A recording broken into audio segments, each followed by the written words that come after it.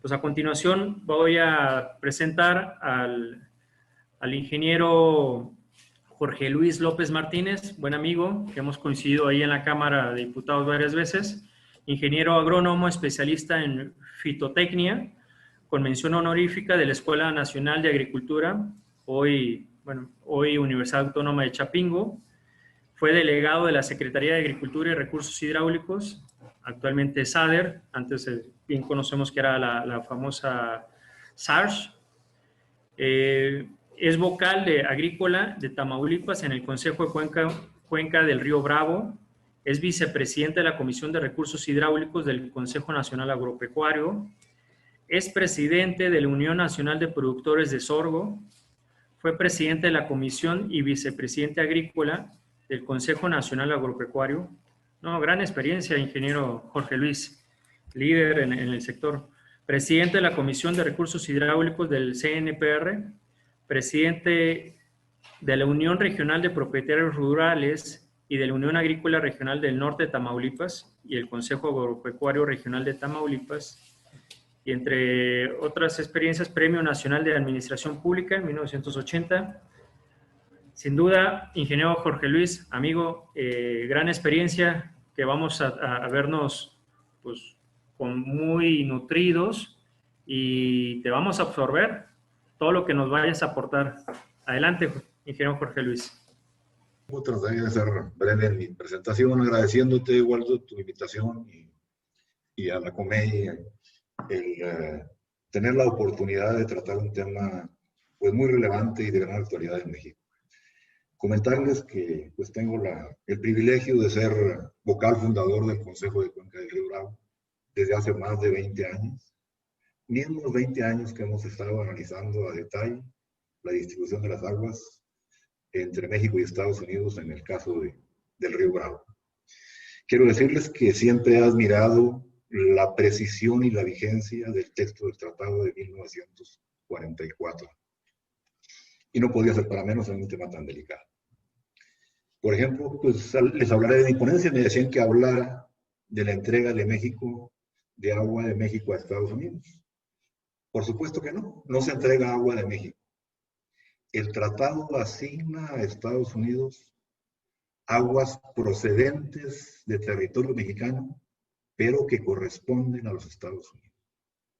No es un pago de una deuda, no es un intercambio de aguas del Colorado por el Bravo, es simplemente el reconocimiento de un derecho de ciudadanos norteamericanos a aguas que procedían desde México.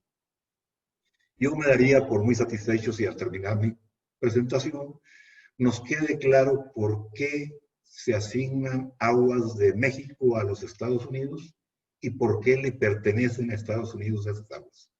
No son aguas mexicanas, son aguas internacionales.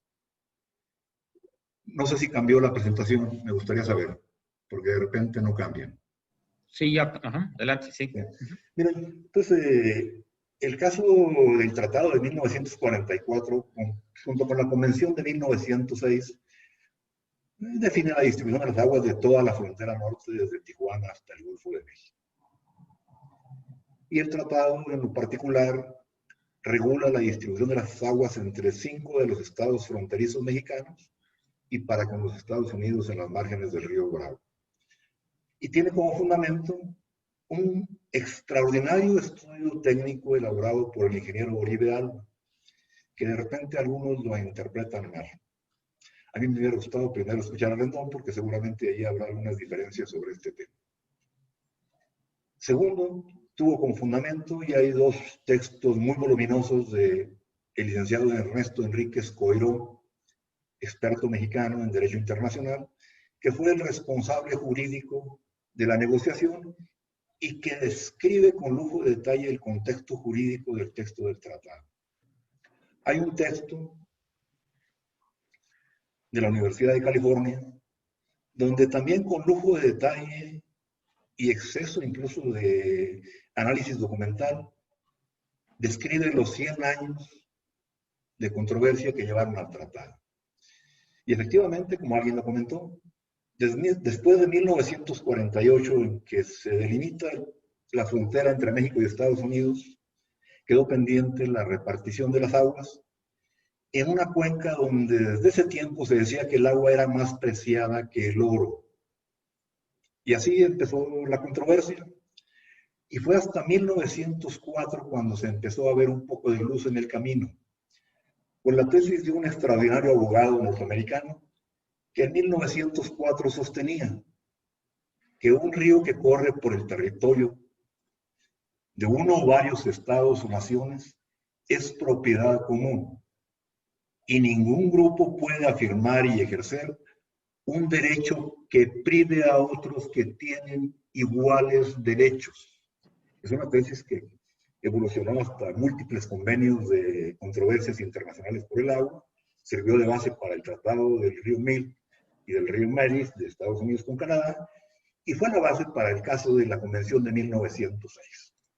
Ahí Estados Unidos reconoció que México tenía derecho a usar 74 millones de metros cúbicos para Ciudad Juárez de aguas que procedían de Estados Unidos, aunque Estados Unidos dijera que era por cortesía, era mera arrogancia.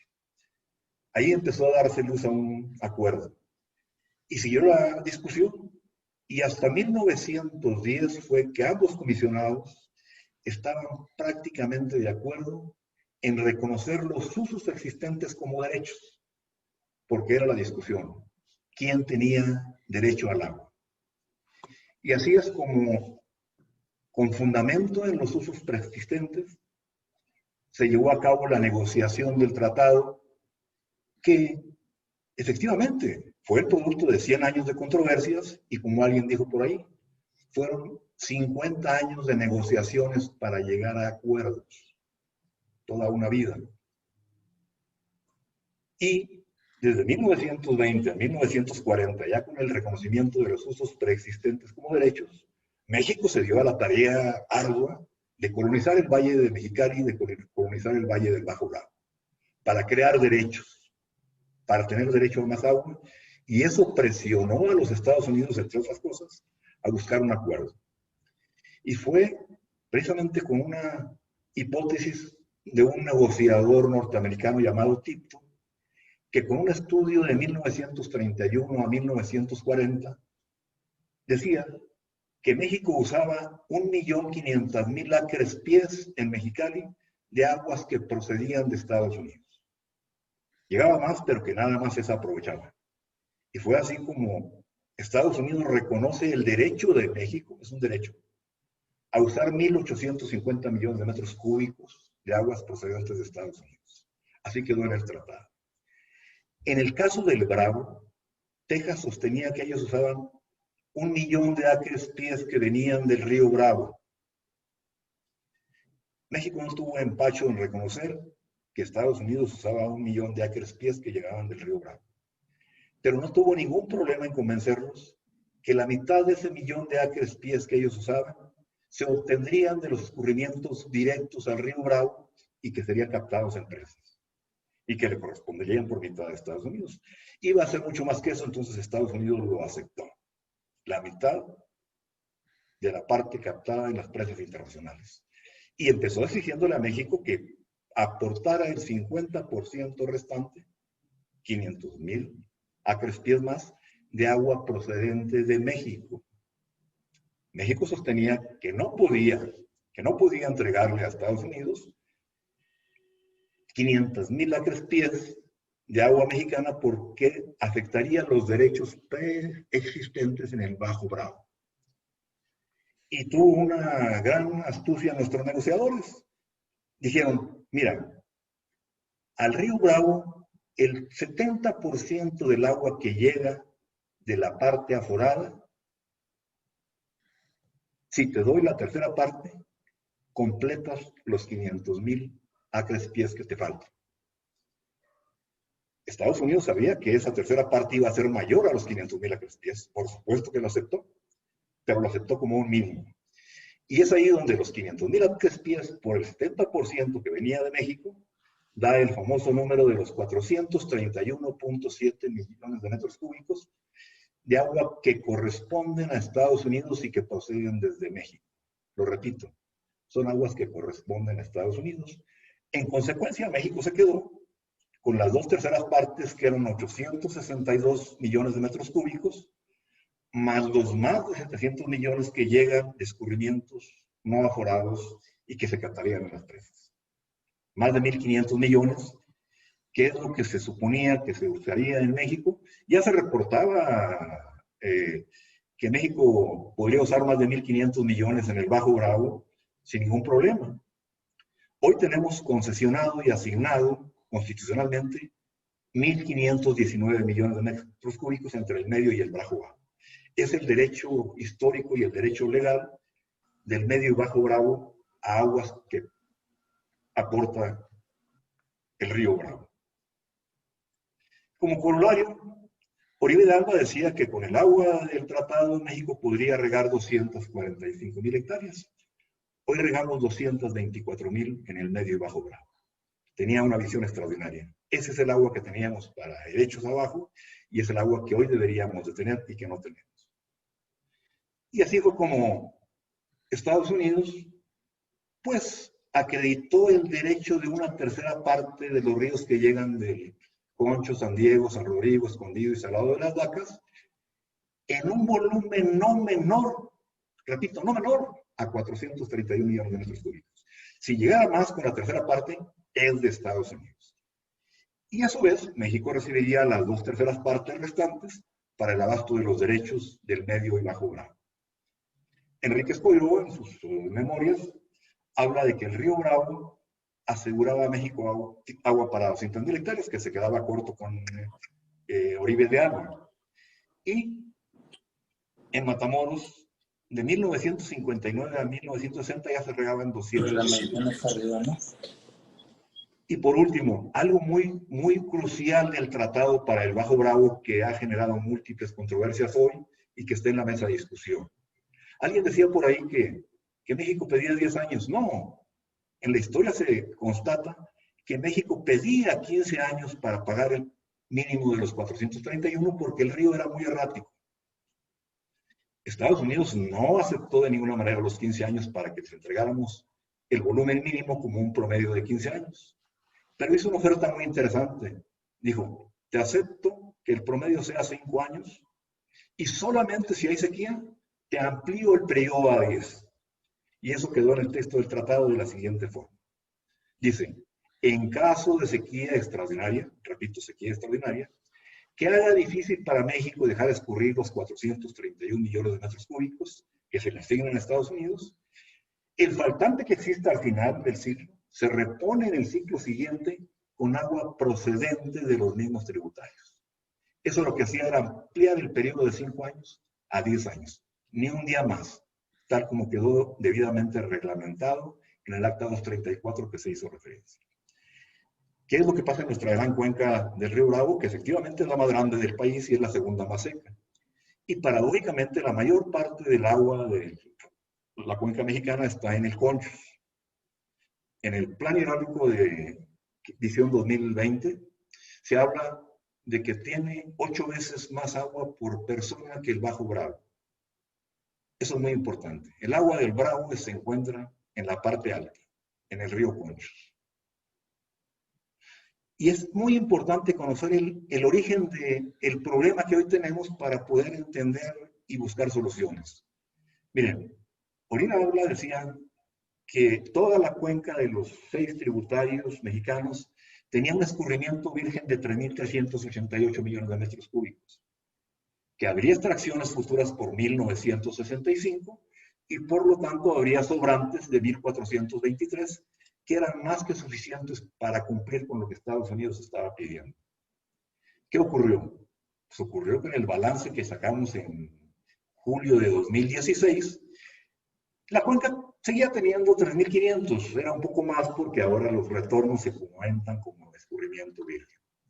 Pero ya las extracciones mexicanas eran de 2.507, 500 millones más de los previstos. Evidentemente ya no llegaba al río Bravo más que menos de 1.000 millones de metros cúbicos y ya no se cumple con el compromiso del tratado. Y eso ya tiene más de 20 años. Y lamentablemente el problema se nos concentra en el río Conchos, en Chihuahua, que hoy estamos viendo problemas muy lamentables por allá. Oribe de Alba decía que el Conchos tenía un escurrimiento de 2.045 millones de metros cúbicos. que ellos usarían a futuro 1.275 millones y que llegarían 770 al río Bravo para cumplir con el tratado. Lamentablemente, las extracciones para el 2018, en el balance publicado del 22 de noviembre, las extracciones ya eran de 1.751 millones, 500 más de los previstos. Obviamente, ya no llega al río Bravo el agua que debería llegar, y en los primeros 4 años del ciclo 35 nada más llegaron 333 millones. Estamos usando en México más agua de la que nos corresponde. Y eso tenemos que entenderlo, si no, no vamos a llegar a una solución satisfactoria. Miren, las divergencias de hoy fueron divergencias en el 94, que obligaron incluso a un protocolo del tratado, en donde efectivamente cuando los Estados Unidos vieron el informe técnico de Libre Agua, con los 2.000 metros que tenía México y que iba a usar tanto y que los sobrantes eran para ellos, pues pusieron el grito en el cielo. Y además decían, van a sacar todo el agua de los aprovechamientos posibles y pues que no obliga a extracciones de presas. Eso obligó a una discusión de 1 año en el Senado mexicano. Y Enrique Escoiró, como responsable legal de la discusión, aclaró lo siguiente. Dice que los sobrantes a los que se refiere Oribe de Alba eran sobrantes después de efectuados todos los aprovechamientos posibles, con los consumos futuros previstos. Y que obviamente si se extraía solo el consumo futuro, no había necesidad de sacar agua de las presas. Como estamos usando más agua de la que estaba prevista a futuro, hoy hay que abrir las presas para poder cumplir con el compromiso. Y no solo eso, miren, algo fundamental que hay que entender todos y que hay que difundirlo para que entiendamos la gravedad de nuestro problema en la cuenca. Estados Unidos incluso pedía que hiciéramos una reforma del artículo 27 porque decía que ahí las aguas de México pues eran de México y cómo iban a ser de Estados Unidos. Y Enrique Rubio dijo lo siguiente: señores, si es necesario cambiar el artículo 27, lo cambiamos, pero no es necesario cambiar el artículo 27. Porque las aguas que se asignan a Estados Unidos en el tratado no corresponden al dominio de la nación. Lo repito, no corresponden al dominio de la nación. Y fue así como en el primer acuerdo del dictamen del Senado mexicano, donde se aprueba el protocolo del tratado, se dice textualmente que la propiedad y el dominio nacional de las aguas de los afluentes mexicanos, del río Bravo, están supeditados a un uso internacional. Ni siquiera son del dominio de México, ¿eh? Son de dominio internacional, son de uso internacional, y por lo tanto no había necesidad de cambiar el artículo 27. Y así quedó autorizado el protocolo. Hoy, al final del día, pues es lamentable lo que estamos viendo. Este es el esquema de las presas de la cuenca mexicana del río Bravo. La parte izquierda está todo el río Conchos, que al día 4 de septiembre tenía retenidos 1.226 millones de metros cúbicos. Ya prácticamente les abastecieron todo su derecho de este año. Ya fue satisfecho 100% su derecho y ya les faltan por extraer menos de 100. Les sobran más de 1.100 millones que no les corresponden. Es agua que corresponde a los Estados Unidos, en principio, y a la parte baja del río Bravo. Eso ocurría así desde el mes de diciembre, en que lamentablemente se han opuesto a que se escurra el agua que no les corresponde al río Bravo. Y hoy, en las 2 presas internacionales de la parte baja del río, hay solamente 217 millones de metros cúbicos. No hay ni siquiera el agua que se requiere para el abasto de las poblaciones de la frontera en un año. Y los derechos históricos de la parte media y baja del Bravo son 1.539. Hay un 17.302. Totalmente inequitativo. El agua que sobra en la parte alta de la cuenca, el agua que no corresponde a derechos en Chihuahua, es el agua que falta para cumplir con el compromiso con Estados Unidos y abastecer los derechos del Bajo Bravo. Alguien dijo por ahí 2 principios de índole internacional. Número 1, que haya una distribución equitativa. Esto no es equitativo. Y número 2, que no se haga daño. El no haber dejado escurrir esos 1.000 millones el año pasado generó una pérdida de miles de millones de pesos a decenas de miles de familias que viven de agricultura en el Bajo Bravo. Es un problema muy serio, muy lamentable, que en mi visión lo único que falta es información fidedigna y que todos tengamos conciencia de cuál es el problema de nuestra cuenca.